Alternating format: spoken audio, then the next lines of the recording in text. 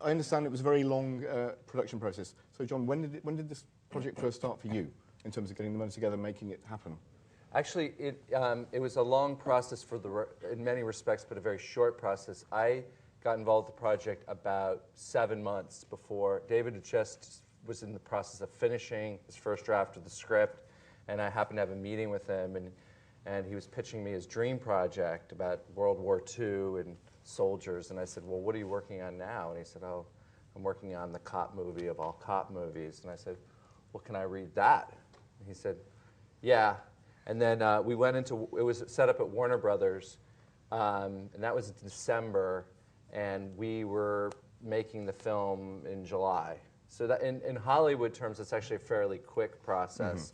Mm-hmm. So we were prepping, we started prepping the film when, Mike? March.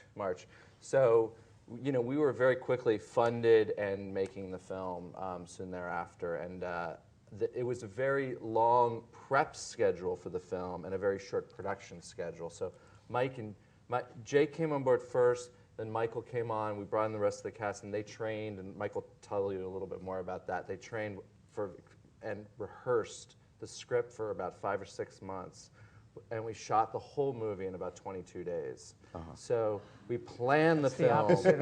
We planned the film extensively, almost like a play, almost like we knew exactly what we wanted. We were, you know, from a production point, we walked around the neighborhoods. We knew where we wanted to shoot things so that we could do this in this very condensed production period.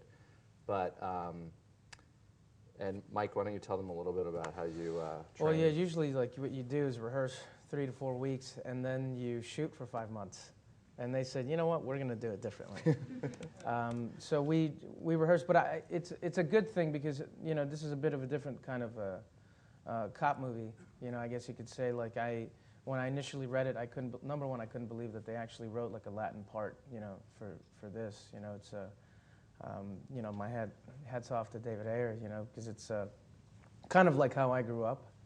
And then, you know, but rehearsing for 5 months, you know, especially in a movie like this, it kind of reminded me of like a David Mamet play where the dialogue is really, it was difficult, to be honest with you. So there was, you know, we rehearsed the scenes for about 100 times each, and sometimes close to 150 to try to get it right.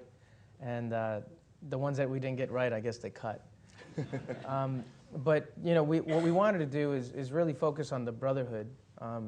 That was the main thing, the real brotherhood that, you know, people have when they join like the armed forces or, you know, police or even firemen. And that's the one thing that we kept, you know, spending time together doing tactical training, and everything was a struggle. There's 3 things that we did. We'd sparred and actually got hit. With like 16-year-old kids. Well, 16-year-old, you know, but they were mammoth kids. They were like tough kids in the neighborhood. I mean, you know, they're from Echo Park, and they were fucking beefy kids. I mean, they were, you know, they want to be MMA fighters. And when a 16-year-old kid punches you in the face, you're like, I'm going to beat the crap out of this 16-year-old. No, but there was a fear that you had to get over. You know, these guys do it for competition and whenever, you know, all across California. Weapons training too, like, you know, there's an initial fear, and I see movies now where if you don't have enough of it and they're shooting shotguns, you can actually see them close their eyes every time, because I don't know why, but we did it as well. Mike's a great shot too. And then the ride-alongs, which is probably the most important thing. We got to see the way the real streets in South Central are, and they're pretty tough and pretty scary. You know, we got to see how the police officers, you know, related to each other as well. Oh, I was going to say, well, when David put this to you, I mean, is this a normal project? Has this happened before to you? Were you actually kind of concerned that this might be a little bit of a strange idea to have so much on the ground preparation? You know, it made sense to me. I mean, you know, when I was an agent for a really long time, and I was involved in this movie called City of God, and it was a little bit similar to the kind of approach. Oh, yeah. It's like you try to find a lot of non-professional actors and rehearse a lot, and really prepare it and shoot it really quickly. And I remember David, before we had the money, was like, okay, I need to get Sam Browns, which are these belts, and I need bullets. So it's like we were like maxing out our credit cards on bullets so these guys could fight, and so they could wear the shoes and have the gear, because he wanted them to, like, it didn't want it to feel like they just put those shoes on and their belts and all this stuff for the first time when the camera started rolling. It really had to feel like these guys actually knew how to be cops, so they didn't have to act like cops. They could worry about everything else. I mean, Mike was actually driving the whole time when they're doing it. He's actually driving and acting is driving and acting, and he was driving this kind of. When you forget your lines, you kind of slow up. You know, and I'm like, wait, beep. No, so but we rehearsed it so much, and that's another thing that I rehearsed. I rehearsed being in the car, like, you know, Jake on the side, and it's funny how, like, you know, everything becomes so disorganized, and then sooner or later you get it, and then because I think we had a day and a half to shoot all of the car scenes, which I think is a third of the movie. But it was, I'm serious, but it was fun.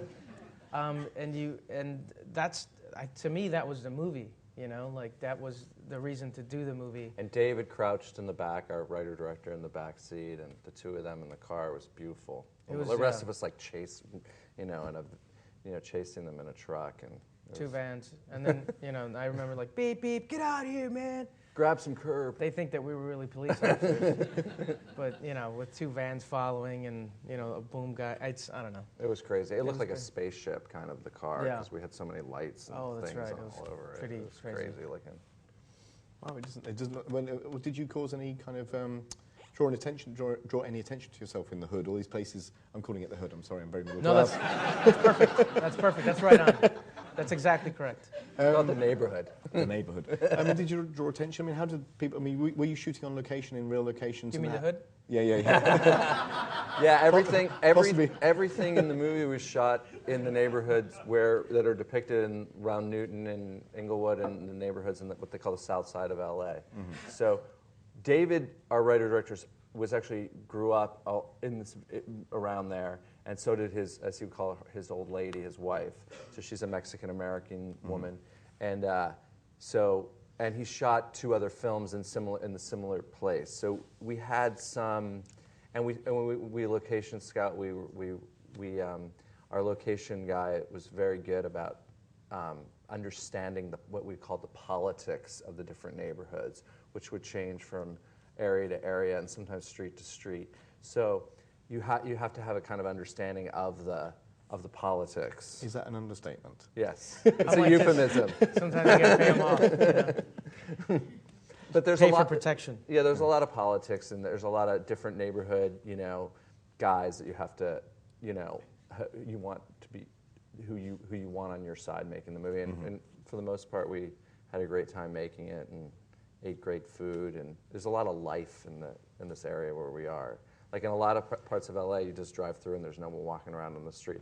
Here in these alleys that you saw, and it's almost like the favelas of LA or something. I had never seen any of these places before. I'd been living in LA for almost 25 years and never seen anything like this before. Well, Michael, you said you had ride-alongs with the LAPD. How was that, and how did they take to you? At first, obviously, you're scared, and you want to, I don't know, I wore a hat and glasses, thinking that I was going to get recognized. I don't know why. But when you're arresting somebody, they don't care who you are.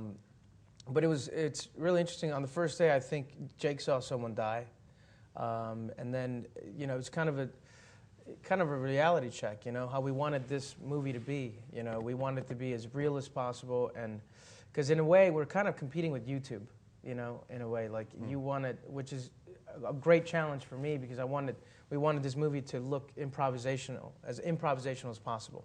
I know we're doing a movie, but like with the found footage, so I think it's really cool to go to these neighborhoods and see how they react, and then see how actually people react to the police. Not only that, but check out the intentions of the actual police. They, oddly enough, they feel like they are helping, the people in those neighborhoods, and they believe that like 80% of the people are good, and they want the shop owners to flourish and prosper, and they also want to keep the criminals away, and but it's actually a lot of fun. After a while, you want to catch the bad guys, and you think that you're a police officer, which is good and bad. Because when I'm driving home in my Lexus, I don't necessarily, I shouldn't feel like a police officer. And you know, and it's, I think less than a found footage movie. We want to try to create something that felt authentic and real and made you feel like you were in the film. So like I hear found footage, and I don't think that's what we were really going for. We're trying to create this idea that you're inside the film with these guys. You're inside the aquarium with the fish, so to speak, so that you're not just sitting back kind of watching it. Using some of the language of YouTube and other things like that we're to do, but to try to kind of take that to the next step. And also some traditional filmmaking as well. So we had all these crazy cameras that they were wearing and in the, you know, and on sticks and on the guns and all sorts of crazy things, but we also had we had a real cameraman, and we had lighting, and we had traditional cameras as well. Well, what technical problems did that pose for you in terms of you're not acting always with a traditional setup? You're acting with with hidden cameras and things that you're. It was better. I liked it better because we were, I knew the entire script in in the third, fourth month, and I was like, oh, we got a month to go, and I just wanted to get to it, and it was cool because it's like, in some movies, like you do like 3 lines into like a 4-page scene, and they're like, cut. I'm just going to need it for that part.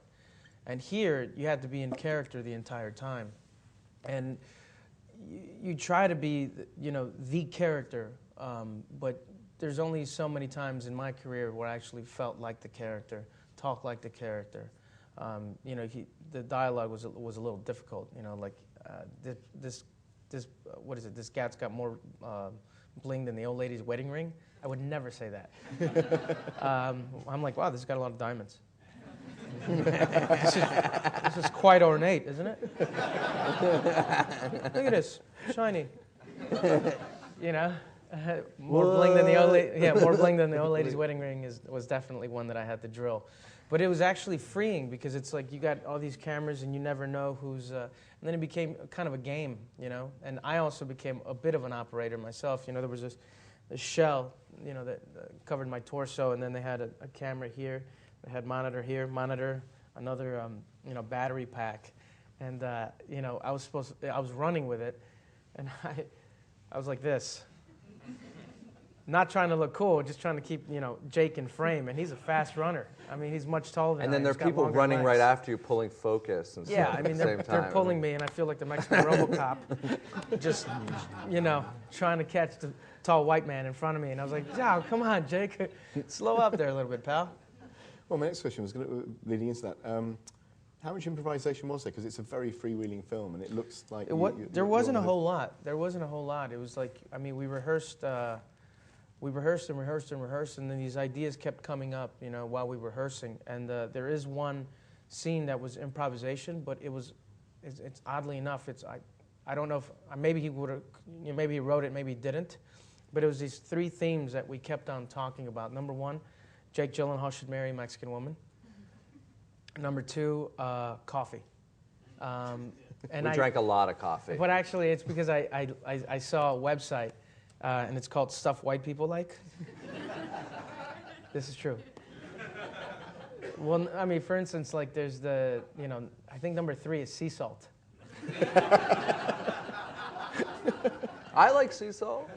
Exactly. Organic vegetables. Or yeah, Whole Foods. And, but number 1 was coffee. So I was like, wait, it's number 1 on the list. Let's talk about that.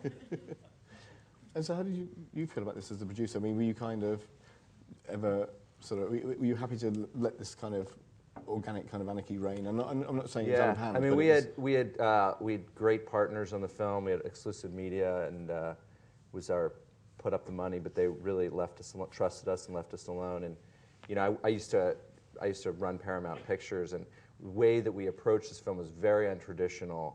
And in a traditional sort of studio environment, they wouldn't really like a lot of the things that we were doing. And if we had a philosophy, it was like if we couldn't get it, if we couldn't afford it, well, let's steal it. David and I would be like, let's steal with both hands. Like, I don't know if you saw that beautiful shot at the memorial service with like 20 police cars or something, or more maybe.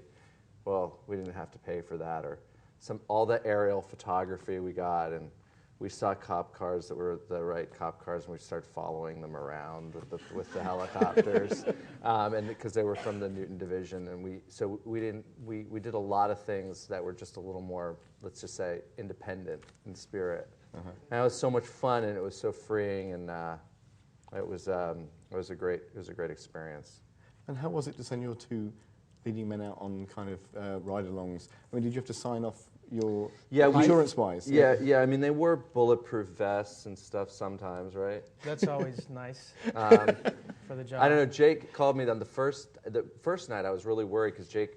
I think it was even before Mike was involved, and we went on this first ride along, and I didn't know what happened, and I called him at 3 in the morning. I said, "So how was it?" And he said, "I'll never be the same," or something. I was like, "What?"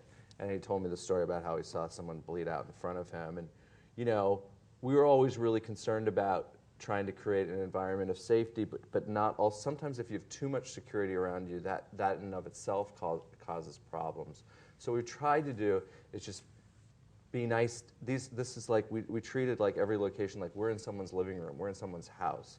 Everyone in the crew, like, don't leave garbage, don't leave your cigarette butts, be nice to everyone. Which I'm sure they don't care. Say hello to everybody, be nice to everyone, and thank everybody, because this is where these people actually live, and we really tried to respect that. And I don't know, it was all in all, it was a great experience.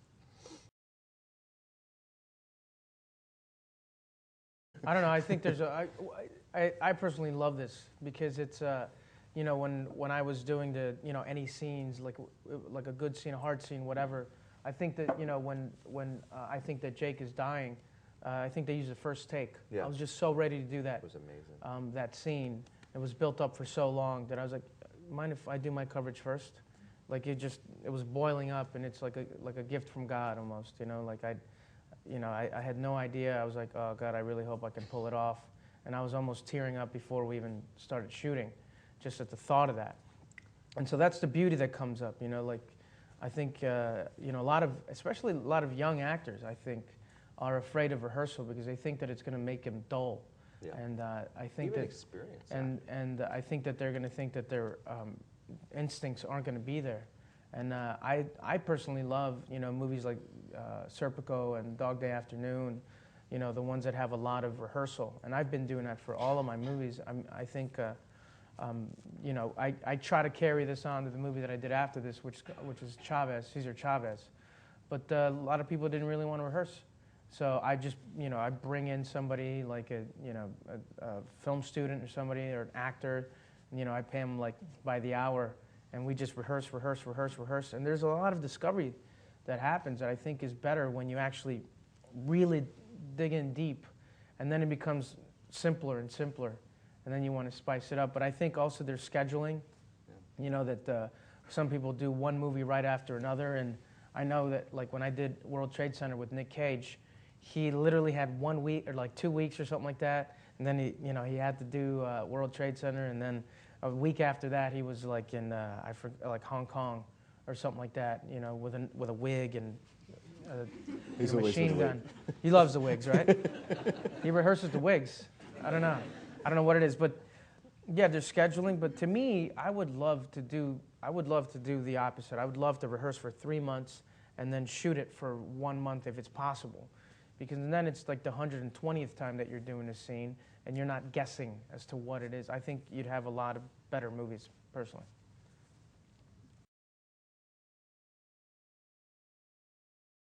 I just shot a movie in Mexico, and we had armed guards. I actually put it on Twitter. There was cows in the road, and then there was like these two, federal police officers, with machine guns, like with the safety off, and just looking the entire time while we were filming. And I actually got one of the Mexican government officials. I got him drunk on tequila. And then I asked him, I was like, so does I guess his name is Chapo Guzman, and he's one of the lead cartel guys. And he's, the guy's like, man, you're so cool, man. He was doing one of those, and I was like, hey, does Chapo Guzman know about the film? Of course he does. We had to call him. And I was like, whoa, whoa. Like it's very, very real. The first day that I got there, and this was just this year, well, a week before there were 17 bodies found in a ditch, two cities over, and then the day that I got there to Hermosillo, Sonora, there were 7 bodies, and they like to chop them up for some reason, to send like a message. That's their game or whatever. So it's very, very real. And the human, the David, our writer-director, knows a lot about this, and does all sorts of, he's done a lot of extensive research about this and knows a lot about it. And the cartels make as much from human trafficking in Los Angeles or in California as they do from the drug business. So that's why we had also the human trafficking component and the stuff with the bodies. This does happen in LA. And it's sometimes these very nondescript houses, like all these police officers say, you got it totally right. It's all these like very nondescript looking places that you just don't know what's behind those doors. And we're right, it's still a very porous border between the United States and Mexico, and we're right there. And this is the new reality. This is the reality here. It's almost like the new mafia in a way, I guess. Yeah, and anyway, unfortunately that is the case. There's Jamie Fitzsimons, who I think is the character you're talking about, the sort of bald guy. He was an LA police officer. He's one of David's best friends, and he's now a police officer in Colorado somewhere. A captain. Yeah, he's a captain. He's a really super smart guy. We had all the time really smart, this guy Nick Chacon, who's a Newton police officer who fought in Iraq. A lot of these guys all, by the way, fought in our military as well. And we would all the time we'd be shooting, and guys from the different departments would come and hang out with us. David really wanted to get all the details of what real police officers are like what kind of pens they use, where they put their clipboards and their things, and how they put the paper. And he wanted to try to get all the chatter over the radio and all that stuff. Really wanted to try to get that as authentic and real as possible, and all the training that these guys went through. We didn't have any official involvement from the police. We went and met with them a couple of times before we started shooting, but it was a little bit like that. We know what you're doing, and we're cool with it. A bunch of captains and people came down when we were shooting and gave us took pictures with all of the cast and everyone. So they were all really happy to be around. Oh yeah, we screened the movie extensively for both the Newton Division. We had a screening for all the guys at the Newton Division, and for the LAPD, the Sheriff's Department, and police, and police departments all around the country. We've shown the movie to them, and they seem to really like it. Well, Michael, do you have anything to add to that about? Yeah, I mean, I did a screening in Chicago, and by the way, it's oddly enough, my brother just got a job as being a correctional officer in Cook County Jail 4 months ago, where I'm like, oh no, what are you doing? I'm like, I know what it's really like, and he's like, no, you don't. But we, I think for me it was more the I guess the inspiration as to why to be a cop. You know what I mean? And how do you feel about your partner? And this guy, Jamie Fitzsimons, was like, I love the guy. He's like my brother. And then I finally got to meet this guy, is Dupe, and it's this tall black dude. And it's like, this guy's like a short white guy, and it's like the odd couple. And they both, seriously, he's like, it's amazing. But they were like, this guy's my brother. He's like, yeah, man, he's my brother. And I thought that was really interesting, like how easy and nonchalant they were about potentially, supporting each other's family if one of them were to pass away, and how it was no question. But also I remember when Crash came out, my brother's, the reason he's probably a police officer, he gave me a good handshake, and he's like, good job. World Trade Center was one of the ones that I'm really proud of, and he gave me a good handshake. When this one came out, and he's like, there was 12 of his brothers from the correctional office, and he gave me a hug. And he's like, you did right, bro. You did right. Get out of here.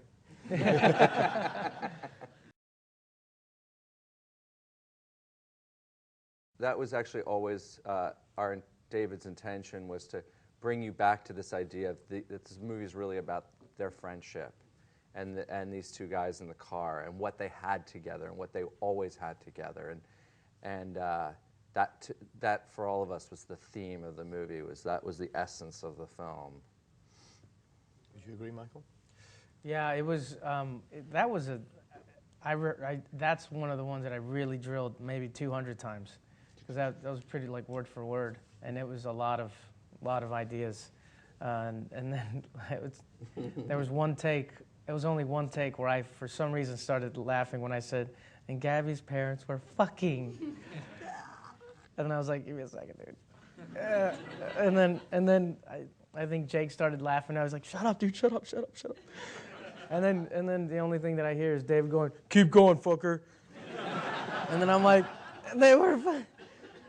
And I'm crying, and "You're never gonna use this. Why would you?" But you did. And I kept going, and I kept going, and I kept going, and then he started laughing. The more he started laughing, it started making me laugh, and then seriously, it became some weird like we're in church trying not to giggle, and then pretty soon we got through that, and it was only one take, and it was right before we pulled in, and then what made us late. and then and it was what made us laugh even more was like. I didn't tap it the way I should have, and then we're like, I thought he was gonna say cut, and we're like, like that was like that. You can't plan that kind of stuff,